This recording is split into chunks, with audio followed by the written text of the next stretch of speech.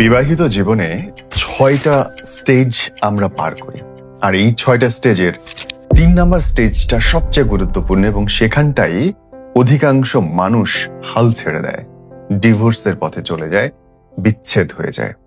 অথচ এই ৩ নম্বর স্টেজটা যদি আমরা সঠিকভাবে পার হতে পারি সচেতনতার সহিত, তাহলে নিজেদের জীবনটা খুব সুন্দর করে নেওয়া যায়। আজকে এই ভিডিওতে আমি বিয়ের ৬টা স্টেজের কথা আপনাদের বলবো, যে ৬টা স্টেজ আমরা প্রত্যেকটা মানুষ পার হই। নাম্বার 1, স্বপ্ন। যখন আপনার সেটেল ম্যারেজ হয় বা লাভ ম্যারেজ হয়, প্রথম কিছুদিন, কিছু মাস আপনার মনে হতে থাকে আপনি আপনার স্বপ্নের কাঙ্ক্ষিত নারীকে পেয়েছেন বা কাঙ্ক্ষিত পুরুষকে পেয়েছেন। এর চেয়ে সুন্দর জীবন হতেই পারে না। সেই সময়টা পেটের মধ্যে কেমন একটা প্রজাপতি উঠতে থাকে, মেঘগুলোকে ভালো লাগে, বৃষ্টি ভালো লাগে, সন্ধ্যায় অপেক্ষা করতে ভালো লাগে। এই স্টেজটা নাম্বার 1 এবং এটাকে আমরা বলি স্বপ্ন। নাম্বার 2, আবিষ্কার। স্বপ্নের সময়টা পার হওয়ার সাথে সাথে আমরা একজন আরেকজনের সম্পর্কে একদম চরম কিছু সত্য আবিষ্কার করতে শুরু করি। কই, তুমি তো আমাকে বলো নেই তোমার মা বাবা এরকম, আমার তো জানা ছিল না তোমার এসব বদভ্যাস আছে।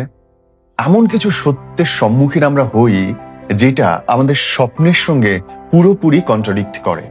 আমরা এই সময়টা আমাদের স্বপ্নগুলোকে ভেঙে পড়তে দেখি। নাম্বার 3, হতাশা। ঠিক এই জায়গাটা এসে যখন আমাদের স্বপ্নগুলোকে আমরা ভাঙতে দেখি, তখন আমরা নিজেদেরকে আর ধরে রাখতে পারি না, আমরা হতাশ হতে থাকি।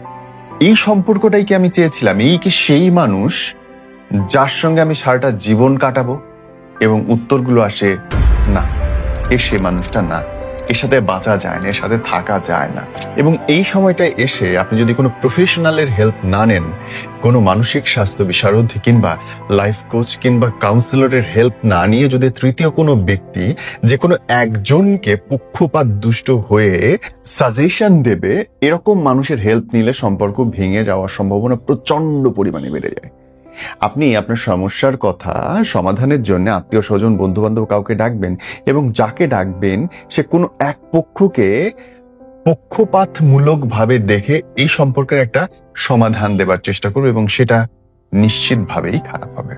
এবং এই জায়গাটা থেকে আপনারা অ্যাজ এ কাপল যদি ফাইট করে বের হয়ে আসতে পারেন, তাহলে জীবনের একটা বড় অংশ আপনি পার করে আসতে পারলেন বলে মনে করা হয়। আর 3 নম্বরটা পার করে আপনি ঢুকলেন নাম্বার 4, মেনে নেওয়া। এটা খুবই গুরুত্বপূর্ণ একটা পর্ব।